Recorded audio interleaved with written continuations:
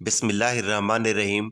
मेरे मोहतरम अज़ीज़ भाइयों और बहनों, बहुत सारे लोग बड़ी मोहब्बत से तहज्जुद की नमाज़ पढ़ते हैं और साथ ही साथ नादानी में ये तीन गलतियां भी करते हैं कि जिनकी वजह से उनकी ये अजीम तहज्जुद की नमाज बारगाह इलाही में कबूल नहीं होती। बहुत से लोग तहज्जुद की नमाज तो सालों से पढ़ रहे हैं और बड़ी पाबंदी के साथ तहज्जुद की नमाज पढ़ते हैं, लेकिन अफसोस कि अक्सर लोग ये तीन गलतियां भी साथ करते हैं कि जिनकी वजह से उनकी तहज्जुद की नमाज कबूल नहीं होती। ज़रा सोचिए कि आप पूरा दिन घर के काम काज करते हैं, अपनी दुनियावी मसरूफियात में मसरूफ़ रहते हैं, फिर थक हार कर आप रात को सुकून की नींद सो गए, लेकिन फिर अल्लाह की मोहब्बत में रात के एक पहर आप उठे, आपने अपनी प्यारी नींद को कुर्बान किया, नरम और गर्म बिस्तर को छोड़ा, ठंडे पानी से वज़ू किया, अल्लाह के सामने मुसल्ला बिछाया और आप तहज्जुद की नमाज अदा करें। लेकिन अगर साथ ही साथ ये तीन गलतियां भी आप कर रहे हैं तो याद रखिएगा, आपकी तहज्जुद की नमाज कबूल नहीं होगी और आपको इसका कुछ ख़ास फ़ायदा हासिल नहीं होगा, बल्कि आपकी तमाम मेहनत ज़ाय जा रही है। इसलिए ज़रूरी है कि आप पहले ये तीन गलतियां दुरुस्त करें, ये तीन गलतियां सही करें, उसके बाद फिर आप पूरे इत्मीनान से तहज्जुद की नमाज अदा करें। याद रखें कि ये कोई आम नमाज नहीं है, ये वो अजीम नमाज है जिसके बारे में मेरे और आपके आका मौलाए ताजदार मदीना सल्लल्लाहु अलैहि वसल्लम ने इरशाद फरमाया कि फ़र्ज़ रोज़ों के बाद सबसे अफसल रोज़े मुहर्रम उल हराम के हैं और फ़र्ज़ नमाज के बाद सबसे अफसल नमाज रात की नमाज यानी तहज्जुद की नमाज है। और हकीकत तो ये है कि तहज्जुद की नमाज अदा करने वाला अल्लाह का महबूब हो जाता है, अल्लाह रब्बुल आलमीन उसे बहुत ज़्यादा पसंद फरमाता है। आका करीम अलैहिस्सलातु वस्सलाम ने एक ईमान अफरोज़ हदीस में इरशाद फरमाया कि तीन लोग ऐसे हैं जिन्हें अल्लाह रब्बुल आलमीन देकर अपनी शान के मुताबिक मुस्कुराता है। सहाबा कराम ने अर्ज़ किया और पूछा गया, या रसूलल्लाह सल्लल्लाहु अलैहि वसल्लम, वो तीन खुशकिस्मत लोग कौन हैं जिन्हें रब्बे ज़ुल जलाल देखकर अपनी शान के मुताबिक मुस्कुराता है? तो मेरे प्यारे आका करीम सल्लल्लाहु अलैहि वसल्लम ने फरमाया, नंबर एक पर जिहाद के लिए अपनी सफ़ों को दुरुस्त करने वाला, नंबर दो पर नमाज के लिए सफ़ों को दुरुस्त करने वाला और नंबर तीन पर वो खुशकिस्मत इंसान जो रात की तन्हाई में तहज्जुद की नमाज अदा करने वाला है। याद रखिए कि तहज्जुद की नमाज पढ़ने वाला मुस्तजाबुद्दावात बन जाता है, उसकी दुआएं मुस्तजाबुद्दावात होती हैं, उसकी दुआएं अल्लाह के यहाँ फ़ौरन कबूल हो जाती हैं। अल्लाह के नबी सल्लल्लाहु अलैहि वसल्लम ने इरशाद फरमाया कि रात के आखिरी तिहाई हिस्से में अल्लाह रब्बुल आलमीन आसमानी दुनिया पर नज़ूल फरमाता है और ऐलान किया जाता है कि रब की तरफ से कि है कोई मुझसे मांगने वाला कि मैं उसे अता करूं, है कोई रिस्क मांगने वाला, है कोई बीमारियों से शफा मांगने वाला, है कोई अपने गुनाहों की मुआफ़ी मांगने वाला। इस बाबरकत वक्त में जो शख्स तहज्जुद की नमाज अदा करता है और फिर आजिज़ से अल्लाह के हज़ूर हाथ उठाता है, वो जो कुछ मांगता है अल्लाह उसे अता फरमाता है। और ये तहज्जुद की नमाज अल्लाह रब्बुल आलमीन को बहुत ही ज़्यादा पसंद है। ये इतनी फजीलत और इतनी बरकत वाली नमाज है, तो जब आप ये नमाज अदा करें तो इन तीन तीन मोहलक गलतियों से आप ज़रूर बचें। ये तीन गलतियां पहले आप सही करें, उसके बाद फिर तहज्जुद की नमाज अदा करेंगे तो आपको उसकी हकीकी बरकत हासिल होंगी, उसके बेशुमार फ़वाइद और उसके अजीम फ़ज़ाइल आपको हासिल होंगे और आपकी हर दुआ कबूल होगी। जो मांगेंगे अल्लाह करीम अता फरमाएगा। अब वो कौन सी तीन गलतियां हैं, मेरी आपसे दिली गुजारिश है कि इस वीडियो को आप मुकम्मल देखिएगा ताकि कोई बात रह न जाए। नंबर एक पर तकब्बुर है, यानी तहज्जुद पढ़ने के बाद दिल में ये तकब्बुर करना कि मैं दूसरे से अफसल हूँ या मैं तो तहज्जुद गुजार हूँ, मैं तो बड़ी पाबंदी के साथ तहज्जुद पढ़ता हूँ, जबकि वो दूसरा तो तहज्जुद नहीं पढ़ता, इसलिए वो तो मुझसे अफसल नहीं है। याद रखें कि ऐसा तकब्बुर करना और गरूर करना अल्लाह तबारक व तआला को सख्त नापसंद है। नबी करीम सल्लल्लाहु अलैहि वसल्लम ने सख्त तंबीह करते हुए इरशाद फरमाया, जिसके दिल में राई के दाने के बराबर भी तकब्बुर होगा वो जन्नत में दाखिल नहीं होगा। जिसके दिल में राई के दाने के बराबर भी गरूर और तकब्बुर हुआ, अल्लाह रब्बुल आलमीन उसे हरगिज़ जन्नत में दाखिल नहीं फरमाएगा। और इसी तरह हदीस कुदसी में इरशाद फरमाया कि अल्लाह तबारक व तआला फरमाते हैं कि तकब्बुर मेरी चादर है और अज़मत मेरी ओढ़नी है, तो जो शख्स मेरे इन औसाफ के मुकाबले में तकब्बुर करेगा मैं उसे जहन्नम की आग में दाखिल करूँगा। ये रिवायत सही मुस्लिम में मौजूद है, तो साबित हुआ कि नंबर एक पर तकब्बुर से बचना है। یہ سوچنا کہ میں تو تہجد گزار ہوں، میں تو تہجد کا پابند ہوں اور میں دوسروں سے افضل ہوں، یہ عمل کر کے اس پر تکبر کرنا بالکل بھی درست نہیں ہے، بلکہ الٹا یہ آپ کے لیے وبال جان بن سکتا ہے۔ انسان کو ہمیشہ عاجزی اور انکساری میں رہنا چاہیے، تکبر کبھی نہ کریں۔ دوسری بڑی غلطی نمبر 2 پر ریاکاری ہے۔ ریاکاری کی وجہ سے بھی انسان کا ہر عمل ضائع ہو جاتا ہے۔ نبی کریم صلی اللہ علیہ وآلہ وسلم نے ارشاد فرمایا، اور حضرت ابو ہریرہ رضی اللہ تعالیٰ عنہ فرماتے ہیں کہ جو شخص لوگوں کے سامنے اپنی نیکیوں کا ذکر محض بڑائی کے لیے کرتا ہے، اس کا بدلہ اللہ تبارک و تعالیٰ کے ہاں نہیں ملتا ہے، بلکہ وہ تو اللہ تبارک و تعالیٰ کے ساتھ شرک اصغر کرتا ہے، کیونکہ ریاکاری یہ شرک کے برابر ہے۔ نیک عمل کر کے لوگوں کے سامنے بار بار یہ بتلانا کہ میں تو آج صبح اٹھا تھا، میں تو روزانہ تہجد کے ٹائم اٹھتا ہوں۔ بہت سارے لوگوں کو یہ بری عادت ہوتی ہے کہ اپنی چھوٹی جھوٹی سچی تعریف کرنا اور بتانا باتوں باتوں میں کہ میں تو بڑا تہجد گزار ہوں، میں تو صبح اٹھا تھا، اس وقت یہ ہو رہا تھا، میں تو تہجد کے لیے اٹھا، وضو کر رہا تھا، تب یہ واقعہ ہو گیا۔ یعنی ان کی تمام باتوں کا مقصد صرف یہ ہوتا ہے کہ میں لوگوں کو یہ بتلاؤں کہ میں تہجد گزار ہوں۔ تو میرے آقا صلی اللہ علیہ وآلہ وسلم نے فرمایا کہ ایسا شخص جنت کی خوشبو تک بھی نہیں سونگے گا جو دکھاوے کے لیے ریاکاری کرتا ہے۔ اور آقا کریم صلی اللہ علیہ وآلہ وسلم نے یہ بھی ارشاد فرمایا کہ قیامت کے دن سب سے پہلے اللہ تبارک و تعالیٰ جس شخص کو جہنم میں داخل کرے گا وہ ریاکار ہوگا، جس نے اپنے علم کی وجہ سے ریاکاری کی، یا صدقہ دے کر ریاکاری کی، یا کوئی اور نیک عمل کر کے ریاکاری کی۔ اور فرمایا جو لوگوں کو دکھانے کے لیے عمل کرتا ہے تاکہ لوگ دیکھیں گے اور لوگ میرے بارے میں جانیں گے، ان کو پتہ چلے گا کہ میں کتنا بڑا متقی اور پرہیزگار ہوں، میں کتنی نمازی ہوں، میں کتنا پرہیزگار ہوں، تو یہ تمام کے تمام اعمال برباد ہیں۔ ہاں، اگر آپ کی نیت یہ ہے کہ لوگوں کو نیکی کی ترغیب دلانے کے لیے کہیں کہ میں تہجد پڑھتا ہوں تاکہ آپ بھی پڑھا کریں، یا میں نماز پڑھتا ہوں آپ بھی پڑھا کریں، تو یہ ایک الگ بات ہے اور جائز ہے۔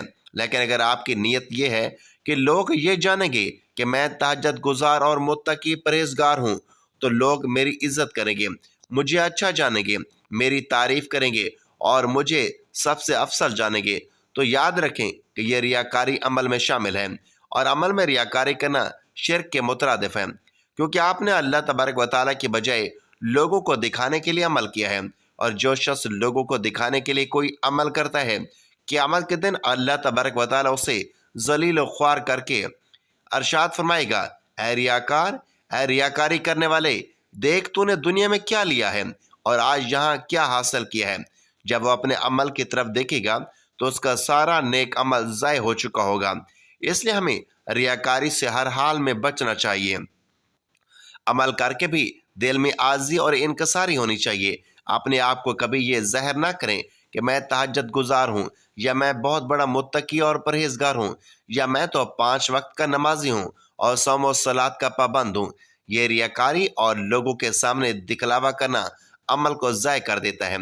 ایسا شخص جنت تو کیا، جنت کی خوشبو تک کو بھی نہیں سونگے گا۔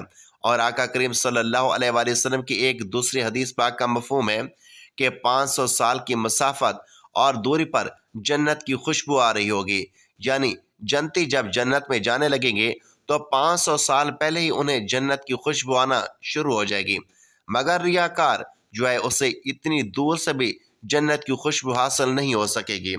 اب نمبر 3 پر جو غلطی کرتے ہیں تہجد میں، وہ وقت کا مسئلہ ہے۔ بہت سارے لوگ تہجد کی نماز تو پڑھتے ہیں، تہجد کی نماز تو ادا کرتے ہیں، لیکن تہجد کی نماز کا جو اصل وقت ہے اس وقت میں ادا نہیں کرتے، بلکہ تہجد کی نماز کا وقت گزرنے کے بعد تہجد کی نماز پڑھتے ہیں۔ اصل میں بہت سارے لوگوں کو صحیح طریقے سے، صحیح طرح سے معلوم ہی نہیں ہے کہ تہجد کی نماز کا وقت کب شروع ہوتا ہے اور کب ختم ہوتا ہے، اور ہمیں کب تہجد کی نماز پڑھنی چاہیے، اور اس کا سب سے افضل وقت کون سا ہے۔ بس وہ رات کو کسی بھی وقت اٹھتے ہیں اور تہجد پڑھنا شروع کر دیتے ہیں۔ وہ اپنی طرف سے یہ سمجھتے ہیں کہ یہ تہجد کا وقت ہے، جبکہ حقیقت میں وہ تہجد کا وقت نہیں ہوتا، جس کی وجہ سے ان کی تہجد کی نماز سرے سے ہوتی ہی نہیں ہے۔ میرے محترم بھائی اور میری پیاری بہنوں، خوب اچھی طرح سے یاد رکھیے گا کہ تہجد کی نماز کا وقت عشاء کے فرض پڑھ لینے کے بعد ہی شروع ہو جاتا ہے۔ اب عشاء کے بعد سے لے کر رات کے کسی بھی پہر آپ اٹھ کر تہجد کی نماز ادا کر سکتے ہیں، لیکن اس کا وقت کب ختم ہوتا ہے یہ جاننا بھی بہت ہی ضروری ہے۔ تہجد کا وقت طلوع فجر کے ساتھ ہی ختم ہو جاتا ہے، یعنی جیسے ہی فجر کی نماز کا وقت شروع ہوگا تہجد کی نماز کا وقت مکمل طور پر ختم ہوگا۔ اب اکثر لوگوں کو دیکھا جاتا ہے کہ وہ گھڑی یا نماز کا ٹائم ٹیبل نہیں دیکھتے کہ کہیں فجر کا وقت تو نہیں شروع ہو گیا ہے، بلکہ وہ صرف اور صرف یہ دیکھتے ہیں کہ ابھی مسجد میں اذان ہوئی ہے یا نہیں ہوئی۔